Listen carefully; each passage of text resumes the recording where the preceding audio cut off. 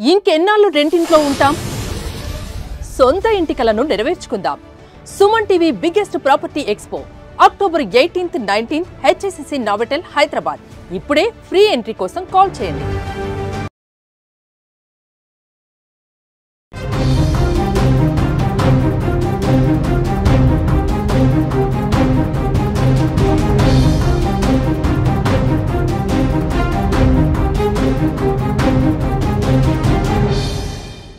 సాధారణంగా భార్యని భర్త గృహహింస పెట్టడం అనేక సందర్భాల్లో చూసే ఉంటాం. చాలా వరకు ఇబ్బందులకు గురై మహిళలు పోలీస్ స్టేషన్లు, కోర్టు మెట్లెక్కినటువంటి దాఖలాలు కూడా మనం చూసే ఉంటాం. అయితే ఇటీవల ప్రియుడితో కలిసి భర్తను హత్య చేసేటువంటి ఘటనలు అధికమయ్యాయి.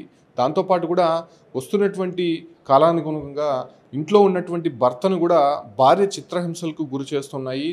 అటువంటి కేసులు తమ దగ్గర అనేకం ఉన్నాయి, బాధితులు ఉన్నారని చెప్తూ భార్య బాధితుల సంఘం సంబంధించినటువంటి నేతలంతా కూడా మీడియా ముందుకు రావడం జరిగింది. ప్రస్తుతం వాళ్ళు మనతో ఉన్నారు, వాళ్ళతో మాట్లాడే ప్రయత్నం చేద్దాం. అసలు ఏంటండి భార్య బాధితుల సంఘం అని 2014లో పెట్టారు.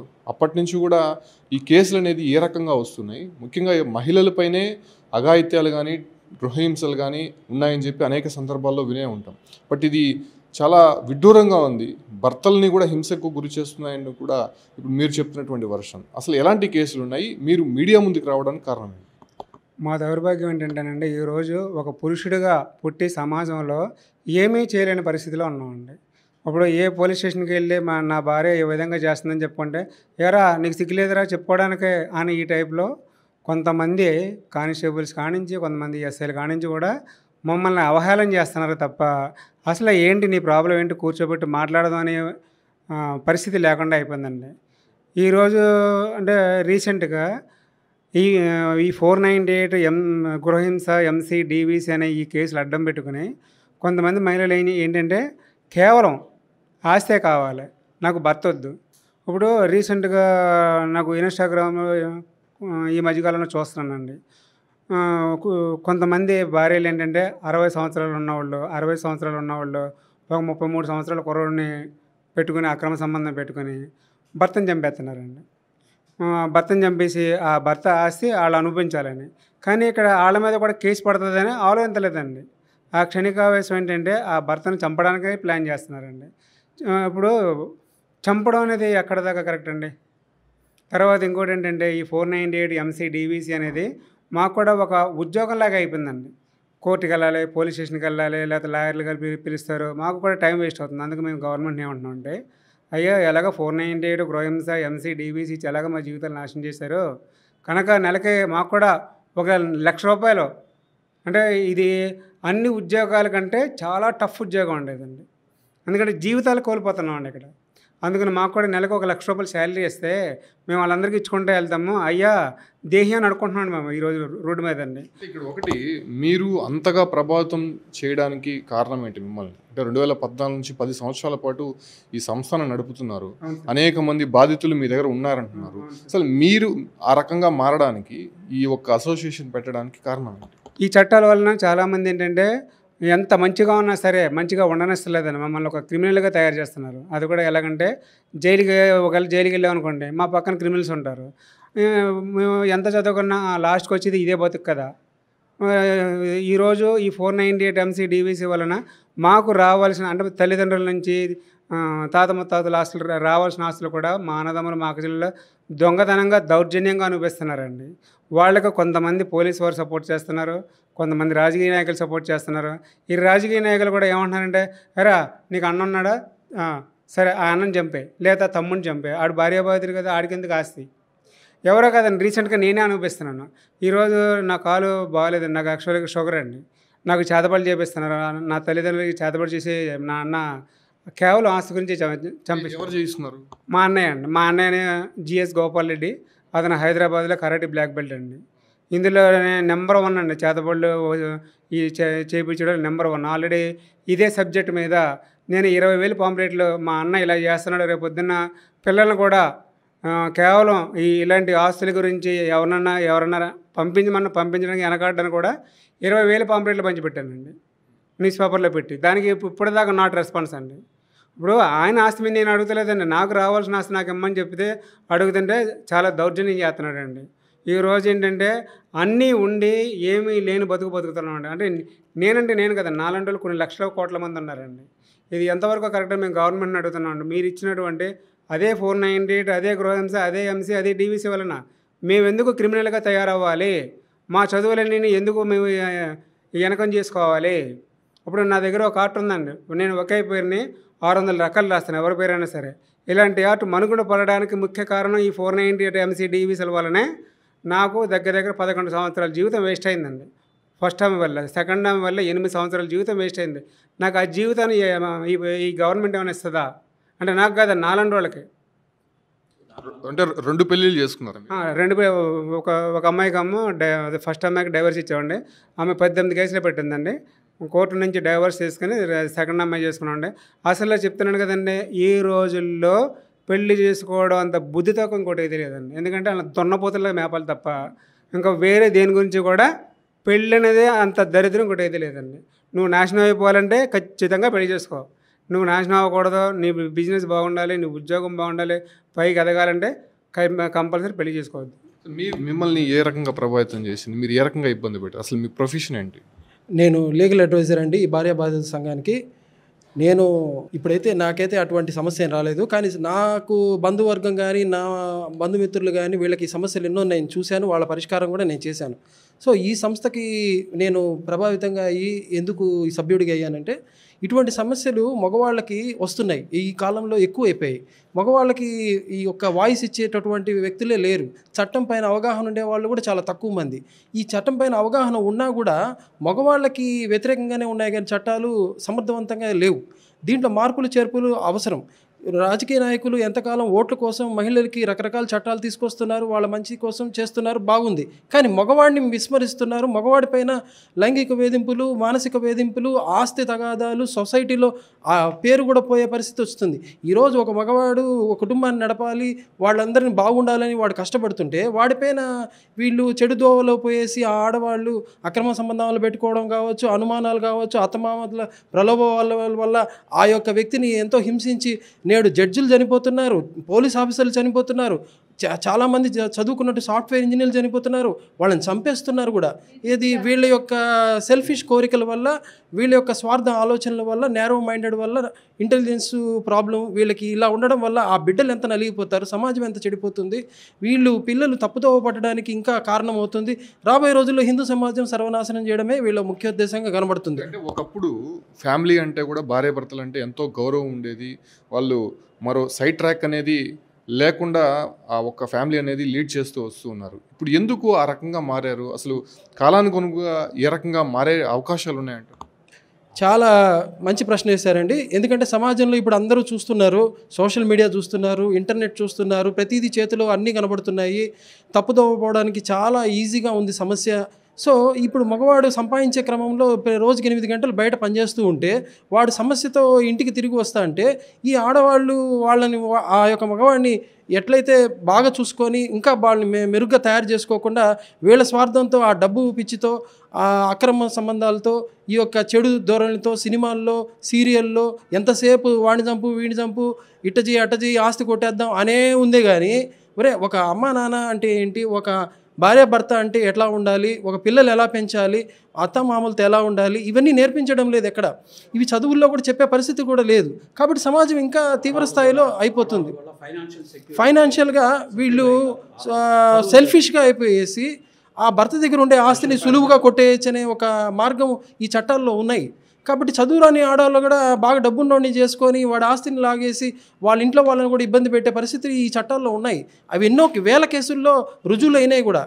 ఇవన్నీ చెప్పుకోవడానికి, వాయిస్ ఇవ్వడానికి మగవాడికి ఎక్కడుంది? ఏ పోలీస్ స్టేషన్కి పోయినా, ఏ కోర్టుకు పోయినా వాడిని తిప్పుతారు, కానీ వాడికి సమస్య పరిష్కారం జరిగేది అంటే మహిళల పరిస్థితి కూడా అలాగే ఉంది కదా. గృహహింస కావచ్చు, అనేక సందర్భాల్లో ఒత్తిడిలు ఎదుర్కోవడం, వారి దగ్గర నుంచి చాలా వరకు హత్యలు కూడా జరిగాయి. సో అటువంటి సందర్భాల్లో కోర్టులో కూడా న్యాయం జరగాల్సినటువంటి సందర్భాలు కనిపించలేదు. పోలీస్ స్టేషన్కి వెళ్ళినా దాదాపు రోజుల తరబడి, నెలల తరబడి అక్కడ మహిళల్ని కూర్చోబెట్టడం, కోర్టుకు వెళ్తే కూడా దాదాపు కొన్ని సంవత్సరాల పాటు తిప్పించుకున్నటువంటి సందర్భాలు. ఎస్, మీరు చెప్పింది చాలా వాస్తవము. ఇంకొకటి ఏంటంటే నేషనల్ ఉమెన్స్ కమిషన్ ఉంది, ఆ రాష్ట్ర ఉమెన్స్ కమిషన్ ఉంది, కానీ మగవాళ్ళకి ఏ కమిషన్ ఉంది? మగవాడు కూడా సమానుడే కదా. మగవాడినే ఎంతసేపు తప్పు పడతారే కానీ ఆడవాళ్ళు చేసే తప్పులను ఎందుకు మాట్లాడే ఒక సంస్థ లేదు, ఒక వాయిస్ లేదు. ఇప్పుడు మగవాడికి కూడా అవసరం కదా. సో ఇది ఆ ఉద్దేశంతోనే ఇది తీసుకొచ్చాము. మగవాడు ఆడవాడు ఇద్దరు సమానమైనప్పుడు వీళ్ళకి కూడా హక్కు ఉండాలి కదా. కేవలం చట్టాలు ఆడవాళ్ళకే ప్రత్యేకంగా పెట్టి వాళ్ళ సమస్యలనే సరిగ్గా పరిష్కారం చేయలేదని అంటున్నారు. నిజమే, మరి మగవాళ్ళ సమస్యలు కూడా పెరుగుతున్నాయి కదా. అంటే ఎక్కడ లోపం జరుగుతుంది? ఈ యొక్క రాజకీయ నాయకులు వీళ్ళకి ఓట్ల ధోరణి కేవలం ఆడవాళ్ళ దృష్టితో ఓట్ల ధోరణితో చట్టాలు తయారు చేస్తున్నారు కానీ మగవాళ్ళని విస్మరిస్తున్నారు. కాబట్టి ఒక సమాజంలో ఒక ఇంబ్యాలెన్స్ అనేది ఏర్పడుతూ ఉంది. దీన్ని మనం అడ్రస్ చేయాలంటే సమాజంలో ఇటువంటి మేధావులు అందరూ కలిసి దీనిపైన పరిష్కారం చేసే దిశగా ఒక సంస్థ ఒక ఫార్మల్గా రావాలి. కాబట్టి వచ్చాం. ఒక పెద్ద ఆయన ఉన్నారు, ఏంటి పెద్ద అయినా మీరు కూడా జాయిన్ అయినారు దీంతో? మేము కూడా మెంబర్షిప్ అండి భార్యాభర్తల సంఘంలో. మీ భార్య ఏం చేసింది? 78లో నా పెళ్ళి అయింది. 80లో కొడుకుని కానీ కొడుకున్న హ్యాండ్ ఓవర్ చేసి వెళ్ళిపోయింది సార్ అమ్మగారింటికి. అప్పటి నుంచి DVC, MCA, గృహహింస అన్నీ పెడతా ఉండదు, నశించి చేస్తుంది. దీనికి గవర్నమెంట్ కూడా ఏ పరిష్కారం ఎటువంటి వాళ్ళకి చేయకూడదు. నా ఎటువంటి వాళ్ళు 10,000 మంది ఉన్నారు. మీకు ఇంతమంది పిల్లలు ఉన్నారు, ఇంత వయసు వచ్చినా కూడా మీకు మీరు కూడా కేసులు సార్, నా కొడుకు పైన కూడా కేసులు పెట్టింది ఆ అమ్మాయి భార్య. వాళ్ళ కొడుకు పైన కూడా కేసులు పెట్టింది. బిడ్డ అనుకోకన్నా కూడా అంత హీనంగా పెట్టింది. కాబట్టి ఇటువంటి తల్లులు ఉంటే లేకపోతే అటువంటి బిడ్డలకు, అందువల్ల నీ సంఘంలో నెంబర్ అయినా. అంటే మీరు చాలా వయసు కలవారు, మీ కాలంలో చాలా వరకు కూడా మీ ఫ్యామిలీ చాలా కూల్గా ఉండేది, వాళ్ళ ఇంట్లోనే ఉండి సంసారం చేసుకునేవాళ్ళు. బట్ ఇప్పుడు అందరూ కూడా సమానం అనేటువంటి ఒక రూల్ తీసుకొచ్చారు. మహిళలు కూడా పురుషులతో సమానంగా సంపాదనలు చేస్తున్నారు, అన్నీ చేస్తున్నారు కదా. మరి ఇప్పుడు మీరు మిమ్మల్ని ప్రభావితం చేసినటువంటి అంశాలకు సంబంధించి అంటే మీరు ఈ ఒక్క సంఘంలో చేరాల్సినటువంటి సందర్భం ఎందుకు వచ్చింది సార్? ఇబ్బందులు పట్టించి నాకు ఇన్ని కేసులు పడినాయి కాబట్టి DVC కేసు, MCA, ఇంకోటి OS ఆస్తిలో భాగం కావాలని ఇవన్నీ పెట్టి కొడుకు పైన కూడా కేసు పెట్టింది. మా అమ్మ పైన పెట్టింది. మా అమ్మను కూడా ఆమె భర్తలేమో ఆయన కూడా పాపం మనసు మీద 7 ఏళ్ళు ఎత్తేసిన. ఇన్ని కేసులు పెట్టి ఈ బాధ మరో పురుషునికి రాకూడదని ఈ నెంబర్లో ఈ సంఘంలో చేరినా సార్. ఏంటి సార్ మీరు ఎలా ప్రభావితం? నా పేరు దాసుమణి రెడ్డి సార్, తిరుపతి భార్యాభర్తల సంఘం జిల్లా అధ్యక్షుడిని. నేను బాధితుని. నేను 498 వేసి తర్వాత వచ్చి ఆమె మ్యూచువల్ 498 రద్దు చేసుకుంటే నేను కేసు రద్దు చేసుకుంటాను, మ్యూచువల్ డైవర్స్ సంతకం పెట్టు అనేసానంటే అందుకని అట్లా జరగాల్సి వచ్చింది. కానీ నా మున్సిపల్ ఆఫీస్లో వర్క్ ఇన్స్పెక్టర్ పనిచేస్తున్నాను. ఆ ఉద్యోగం ఈ కోర్టు కేసుల్లో తిరిగి పోయింది. తర్వాత ఈ టెన్షన్ భరించలేక హార్ట్ పెయిన్ కూడా వచ్చింది, స్టంట్ వేసుకున్నాను. ఈరోజు ఉద్యోగం పోయింది, తర్వాత వచ్చి ఆధారము లేకుండా పోయింది. కాబట్టి నేను నాకు జరిగిన అన్యాయము ఈ సమాజంలో ఈ మగవాళ్ళకి ఎవరికి జరగకూడదు అనేది నా ఉద్దేశం. ఇంకొక మెయిన్ కారణం అంటే పురుషులకంటూ గవర్నమెంట్ పథకాలు ఏమీ లేవు. పెన్షన్ కానీ, తర్వాత ఇంటి పట్టా కానీ, రేషన్ కార్డు కానీ అన్నీ ఆడవాళ్ళ పేరుతోనే ఉన్నాయి. కాబట్టి పురుషులకు కూడా ఇది ఏదైనా జరిగిన తర్వాత పురుషులకు కూడా ఇవ్వాలా అనేది మా డిమాండు. తర్వాత తిరుపతి జిల్లాలో మగవారు అంటే ఒంటరి పురుషులకి ఒక మోరల్ సపోర్ట్గా ఉండాలని, ఎవరైనా బాధల్లో ఉన్నప్పుడు హాస్పిటల్లో పోలేకుండా ఇంకేదైనా సమస్యల్లో ఉన్నప్పుడు నన్ను సంప్రదిస్తే నేను వాళ్ళకి మానసిక ధైర్యాన్ని ఇచ్చేదానికి నేను సిద్ధంగా ఉన్నాను. ఇక్కడ భార్యాభర్తల సంఘంలో కేవలం మగవారే కాదు, ఆడవారు కూడా వచ్చారు. అసలు వాళ్ళు ఎందుకు వచ్చారో కనుక్కుందాం. ఏంటమ్మా ఇది భార్య బాధితుల సంఘం అని మీకు తెలుసు, కానీ భార్యలు భర్తల్ని వేధిస్తున్నారని చెప్పి వీళ్ళందరూ కూడా బయటకు వచ్చారు. మరి మీకు ఎటువంటి సమస్యలు? యాక్చువల్గా నేను కూడా ఒక మహిళనే, నన్ను క్షమించాలి. మహిళలకు వ్యతిరేకంగా నేను ఎందుకు మాట్లాడుతున్నా అంటే అందరు మహిళలకు కాదండి, కొంతమంది మహిళలకు మాత్రమే. కొంతమంది మహిళలు అంటే రీసెంట్గా హైదరాబాద్లో ఒక జడ్జి గారు 27 ఇయర్స్లో ఒక జడ్జి పోస్ట్ కొట్టి తల్లిదండ్రులకు దూరం అయ్యాడు. 1 ఇయర్ బేబీ తన కూతురికి దూరం అయ్యాడు. దేనికి 498 ఏ రోజైతే కేసు తను అమ్మగారింటికి వెళ్ళిన వైఫ్ తిరిగి ఇంటికి రాలేదు. తిను నోటీస్ పంపించాడు, వెళ్ళి రిక్వెస్ట్ చేస్తే ఆమె ₹1 కోటి డిమాండ్ చేసింది. డిమాండ్ చేస్తే ఒక జడ్జిగా కోర్టులోకి వెళ్ళి బోనెక్కి నాది ఒక సమస్య అని చెప్పుకోలేని పరిస్థితిలో ఇంటికి వచ్చి ఫ్యాన్కి సూసైడ్ చేసుకొని చనిపోయాడు. ప్రభుత్వాలు స్పందించలేదు, అట్లీస్ట్ అడ్వకేట్స్ కూడా ఆ రోజు మౌనం పాటించలేదు. అంత దౌర్భాగ్య పరిస్థితిలో మనం ఉన్నాము. ఇవన్నీ చూస్తుంటే అతుల్ సుభాష్ గారు చనిపోయారు, ఆయన ఎలాంటి స్టేట్మెంట్ ఇచ్చి చనిపోయారు? ఆయనకేం న్యాయం జరిగింది? సో రీసెంట్గా ఒక కేసు తిరుపతిలో జరిగిందండి. ఒక అమ్మాయికి అన్నదమ్ములే డైవర్స్ ఇప్పించారు, భర్త కోల్పోయింది. తర్వాత ఆ ఆస్తిని మొత్తము పేర్లు చెప్పదలుచుకోలేదు. అన్నదమ్ముల ఆస్తులు మొత్తం రాసుకున్నారు. 3 years బాబు, 5 years బాబు ఉన్నారు వాళ్ళకి. ఈరోజు అట్రప్లాప్ని రోడ్డు పైన పడి రాజకీయ నాయకుల వెంట చుట్టూ తిరుగుతుంది. అంటే ఒక మహిళలకు ఏదైతే చట్టాలు రూపొందించబడి 498 కావచ్చు, గృహహింస, డొమెస్టిక్ వైలెన్స్ ఇలాంటి చట్టాలను వీళ్ళు అనుగుణంగా చిన్న విషయాలకే వీళ్ళు కోర్టులకు వెళ్ళడం, పోలీస్ స్టేషన్కి వెళ్ళడం, వీళ్ళకి మర్యాద ఇస్తారు, వాళ్ళకి మర్యాద ఇవ్వరు, మగవారికి మర్యాద ఇవ్వరు. వాడు ఐఏఎస్ చదువుకొని వాడు నిజంగా కంప్లైంటర్ అయ్యాడా, వాడు నిజంగా బాధ్యతడో కాదని కాదు, భార్య కంప్లైంట్ ఇచ్చిందంటే అక్కడికి వెళ్ళాడు అంటే అరే నువ్వు లేసి నిలబడు అంటున్నారు. గౌరవం ఇవ్వట్లేదు, వాళ్ళని కూర్చోబెట్టట్లేదు. నువ్వు ఐపీఎస్ఆ ఐఏఎస్ఆ అన్నీ పక్కన పెట్టు, నువ్వు ఇప్పుడు నీ భార్యని హింసించావు, నువ్వు హింసించావా లేదో పక్కన పెట్టు, అది ప్రూవ్ అవుతుందా లేదా తర్వాత విషయము, నువ్వు నిలబడు సమాధానం చెప్పుంటారు. వాళ్ళు మానసికంగా కృంగిపోతున్నారు. వాళ్ళకంటూ ఒక వేదిక కావాలి కదా. ఆ వేదిక అనేది ఒక సభ అనేది లేదంటే గవర్నమెంట్ ద్వారా మేము ఈ సభాముఖంగా కోరుకుంటుంది అంటే వాళ్ళకి ప్రత్యేక చట్టాలు కావాలి, ఒక కమిషన్ కావాలి. మేము వాళ్ళకి సపోర్ట్ చేయడం ఏమంటే ఏదైతే మహిళ ఉందో, ఒక మహిళ ఉంది కదా, ఒక భార్య మహిళ కాదు కదండి, ఒక చెల్లి మహిళ, ఒక అమ్మ మహిళ ఉంటుంది కదా. ఒక ఫ్యామిలీలో ఒక చెల్లి ఒక 5 days అయింటుంది మ్యారేజ్ అయ్యి, ఒక ఇన్సిడెంట్ చాలా ఈ ఇయర్లోనే ఒక 100 ఇన్సిడెంట్లు నేను చూశాను. వాళ్ళకందరికీ పరిష్కారం కూడా మాట్లాడాము, పోలీసుల ద్వారా కూడా మాట్లాడి కోర్టు దాకా వెళ్లకుండా పరిష్కరించడం కూడా జరిగింది. ఫోన్ కాల్స్ ద్వారా కూడా చాలా సమస్యలు. ఒక పోలీస్ ఆఫీసరు విజయవాడలో మ్యారేజ్ అయ్యింది, 3 months అమ్మాయి ఉండింది. ఆయన ఒక సిఐ క్యాడర్లో ఉన్నారు. ఆయన midnight 1 o'clock కాల్ చేశారు. ఏంటండి ఎందుకు ఫోన్ చేశారు, మీరు ఒక ఆఫీసర్ కదా అంటే, నా బాధను ఎవరికి చెప్పుకోలేనమ్మా, నా కొడుకు ఇప్పుడు 5 నిమిషాల్లో చనిపోతాడు.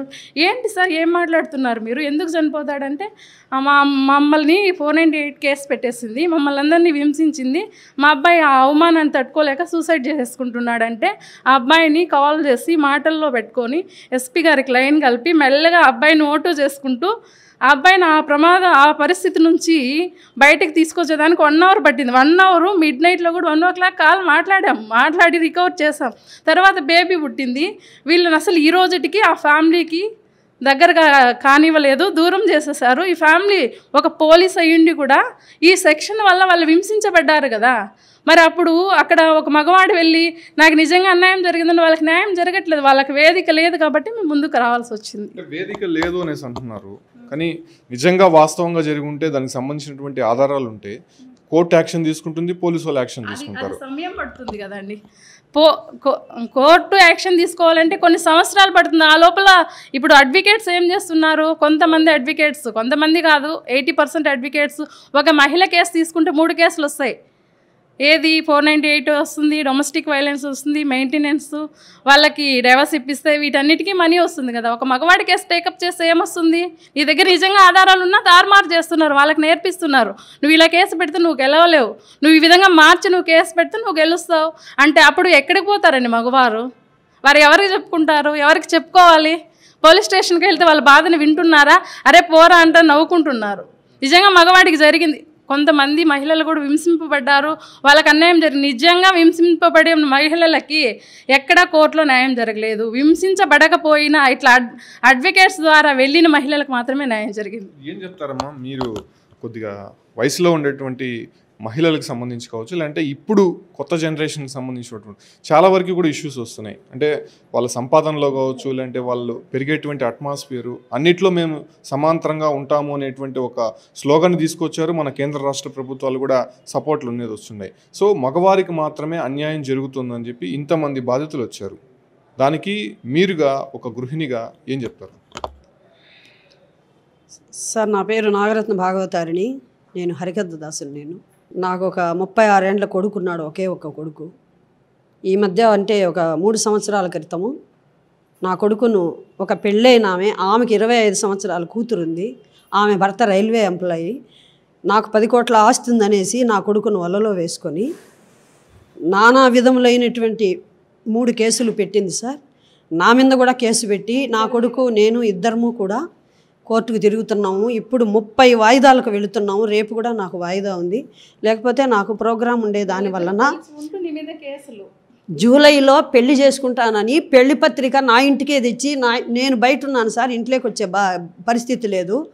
నా కొడుకుని ఆమె ఎన్ని విధాలుగా ఒక ఆయుధంలాగా ఉపయోగించుకొని మీ అమ్మను చంపేసి వచ్చేయి, 1 కోటి రూపాయలు ఖర్చు పెడితే నీకు కేసు లేకుండా మనం తీసుకుంటాము ఆస్తిని అమ్మేసి, కాబట్టి నువ్వు అలా చెయ్యి, నేనున్నాను నీకు అని ఆమె ఎస్సీ ఎస్టీ కేసులు ఒకటి, ఇంకొకటి ఏదో ఒకటి మూడు కేసులు పెట్టింది సార్. నేను పెద్దగా చదువుకోలేదు, నేను 10వ క్లాస్ వరకే చదివాను. భారతం, రామాయణ, భాగవతం ఇవన్నీ కూడా చెప్తాను. నేను ఒక 45 ఏళ్ళ అనుభవం ఉంది నాకు. ఏ గ్రేడ్ ఆర్టిస్ట్ నేను, ఒక రేడియో, ఆల్ ఇండియా రేడియోలో. ఇలాంటి పరువు కలిగినటువంటి నేను కూడా ఒక స్త్రీనే కదా సార్, ఒక కళాకారిని. అలాంటి మా ఇంటికి ఎన్నిసార్లు పోలీసులను పిలుచుకొని వచ్చి దౌర్జన్యం చేసి, బయట రావే నువ్వు, నిన్నేం చేస్తాను చూడు, నీ కొడుకు నా వలలో ఉన్నాడు, నువ్వేం ఏం చేసుకుంటావో చేసుకో అని ఇలాంటివన్నీ చేస్తూ ఒక స్త్రీగా ఆమెను చేతులెత్తి నమస్కారం చేసి, అమ్మ నువ్వు కూడా ఒక ఆడబిడ్డవి, నీకు కూడా ఒక కూతురు ఉంది, రేపు ప్రొద్దున నీ కూతురుకు కూడా ఒక పెళ్లి కావాలి కదా, వద్దమ్మా నా బిడ్డను రేపు నాకు తలకొరువు పెట్టే నా కొడుకు లేకుండా చేస్తావా అని చెప్పి ఎన్నో విధాలుగా అడుక్కున్నాను సార్. ఏం జరగలేదు. పోలీసు వాళ్ళకి చెప్పాను, తర్వాత ఎస్పీ గారికి కంప్లైంట్ ఇచ్చాను, కలెక్టర్ గారికి కంప్లైంట్ ఇచ్చాను. కేసులు అయితే జరుగుతున్నాయి. ఆమెను పిలిపించి ఈరోజు కూడా ఒక్క మాట నువ్వు ఇలా తప్పు చేశావా అని నిలదీయలేదు కదా సార్. ఆడవాళ్ళ పోలీస్ స్టేషన్కి పిలిపించి నీ కొడుకు నన్ను పెళ్లి చేసుకోలేదు, నా ఇంటికి రాలేదు రా అని చెప్పి నన్ను పిలిస్తే ఆడవాళ్ళ పోలీస్ స్టేషన్కి కూడా నన్ను రప్పించారు సార్. 3 ఏళ్ళుగా కోర్టులు తిరుగుతున్నాను సార్ నేను. ఇంకా ఏం సార్, ఆమె మహిళే, నేను ఏజ్డ్ పర్సన్, నాకు 61 నాకు ఏజు. ఇలాంటి స్థితిలో నన్ను ఇలా బాధ పెట్టడం, నా కొడుకుని నీ వల్ల వేసుకొని ఇలా చేయడం ఎంతవరకు సబబు సార్? చరిత్రలో చింతామణి అలాంటి వాళ్ళు, వేమన లాంటి వాళ్ళు ఆడవాళ్ళ మాయలో పడి మళ్ళీ వాళ్ళు యోగులయ్యారు. కాబట్టి నా బిడ్డను కూడా కాపాడుకోవాల్సిన బాధ్యత నాకుందా లేదా సార్? కాబట్టి నాకు ఇలాంటి బాధలు ఉన్నాయి. నేను కూడా కోర్టు తిరుగుతున్నాను సార్. మగవారికి కూడా సమాజం పట్ల అవగాహన ఉంది కదా, మళ్ళీ ఒక మహిళ వచ్చి ట్రాప్ చేసేంత పథకం వేసిందంటే ఆ ట్రాప్లో ఎట్లా పడిపోతాడు? అంటే ఇప్పుడు యూత్ ఎందుకు పడ్డాడు అనే దానికి సినిమాలు, తర్వాత పబ్బులు, ఇంకొకటి మరొకటి ఇలాంటి వాటితో వాళ్ళు ఎలా వలలో వేసుకుంటారో నాకైతే తెలియదు సార్. తల్లి 35 ఏళ్ళు పెంచిన కొడుకుని నా మాట వాడు వినలేదంటే, మధ్యలో వచ్చినటువంటి ఆమె ఒక 3 ఏళ్ల క్రితం వచ్చినటువంటి ఆ వలలో ఇలా పడ్డాడంటే దీనికి నేను ఏమని చెప్పాలి? నేను కూడా ప్రపంచం తిరిగాను, ఏమని చెప్పాలి అర్థం కాక కోర్టు తిరుగుతున్నాను. మహిళలు ఆ రకంగా ప్రభావితం కావడానికి భార్యలు వాళ్ళ ఇప్పుడు మ్యారేజ్ అయిన తర్వాత కొడుకుని కోడల్ని ఎంతవరకు పరిమితం చేయాలో అంతవరకే పరిమితం చేయాలి. ఇంట్లో తల్లి పెత్తనం ఎక్కువైంది, వాళ్ళ కుటుంబ సభ్యుల పెత్తనాలు ఎక్కువైనాయి అని కూడా ఈ రకంగా భార్యలు మారేటువంటి అవకాశం కనిపిస్తుంది. అటువంటి కేసులు కూడా ఎక్కువ కనిపిస్తున్నాయి కదా, ఏం చెప్తారు? అలాంటి వాళ్ళు కూడా ఉన్నారు సార్, లేదని చెప్పట్లేదు. కానీ అందరూ అలాంటి వాళ్ళే లేరు కదా సార్. అలాంటి వాళ్ళే ఉన్నారు అని మనం అలాంటి వాళ్ళు కూడా ఉన్నారు, లేరని చెప్పలేదు. అలాంటి వాళ్ళకు కూడా కోర్టులు శిక్ష విధిస్తారు. కానీ అందరూ అలా కాదు కదా. నాలాగా మోసపోయి, నాలాగా బాధలు పడి, నాలాగా కొడుకును పోగొట్టుకొని ఈ ఊరిలోనే ఆమె నా కొడుకుతో తిరుగుతూ బండెక్కి సార్ 12 లక్షల రూపాయలు నా ఇంట్లో బంగారుతో సహా ఎత్తుకొని పోయి ఆమెకి ఇచ్చేసాడు. ఇంట్లో ఈవెన్ టీవీ చీపురు కట్టుతో సహా ఎత్తుకొని పోయి ఆమెకి ఇచ్చేసాడు, బియ్యంతో సహా. ఇవన్నీ ఎలా చెప్పుకోగలం సార్ ప్రజలకి? అందుకే మీడియా నేను ఇందులో ఉపాధ్యక్షురాలు సార్, భార్య బాధ్యతల సంఘంలో నేను కూడా ఉపాధ్యక్షురాలుగా ఉన్నాను. సరే, వీళ్ళు చెప్తున్నటువంటి వర్షన్ అంటే అందరూ కాదు, కొంతమంది భార్యల వల్ల ఇబ్బంది పడుతున్నటువంటి అంశాలను తెరపైకి తీసుకొని వస్తూ మరెవరికి ఇలాంటి జరగకూడదు. ఎందుకంటే ఒక భార్య అనేది భర్తను టార్గెట్ చేస్తే అతని భవిష్యత్తుతో పాటు అతను ఇప్పటివరకు నిర్మించుకున్నటువంటి ఏదైతే ఫ్యూచర్ ఉంటుందో దాంతోపాటు వాళ్ళ కుటుంబ సభ్యులు కూడా పూర్తిగా కూడా నష్టపోయేటువంటి అవకాశం ఉంటుంది. మొత్తం ఆ ఒక ఫ్యామిలీ మొత్తం కూడా స్పాయిల్ అయ్యి వేరే రకమైనటువంటి ఒక ట్రాన్స్లో వెళ్ళేటువంటి సందర్భాలు చాలా ఉన్నాయి. కాబట్టి అటువంటి జరగకూడదు అనేటువంటి విషయం పైన ఏదైతే పురుషులు కూడా ఇబ్బంది పడితే భార్యల వల్ల దానికోసం కొత్త చట్టాలు తీసుకురావాలని చెప్పి ప్రభుత్వాన్ని డిమాండ్ చేస్తూ వీళ్ళందరూ కూడా మీడియా ముందుకు వచ్చారు. దాదాపు 10 సంవత్సరాల నుంచి వీళ్ళు ఫైట్ చేస్తున్నారు. అంటే అందరూ కాదు, చాలామంది మహిళలు కూడా ఇబ్బందులు ఎదుర్కొంటున్నారు. అందులో భాగంగా పురుషులు ఎదుర్కొంటున్నటువంటి కొంతమంది భార్యలు పురుషులను టార్గెట్ చేసుకున్నటువంటి వారిని మాత్రమే మేము కొంత ఆశ్రయం ఇచ్చేటువంటి విధంగా వాళ్ళకి సహాయం చేసే విధంగా ఈ భార్య బాధితుల సంఘం ఉంటుందని చెప్పి కూడా వీళ్ళందరూ మీడియా ముందుకు వచ్చినటువంటి పరిస్థితి కనిపిస్తుంది. సుమన్ టీవీలో మీ పర్సనల్ అండ్ బిజినెస్ ప్రమోషన్స్ కోసం కింది నెంబర్కి కాంటాక్ట్ చేయండి.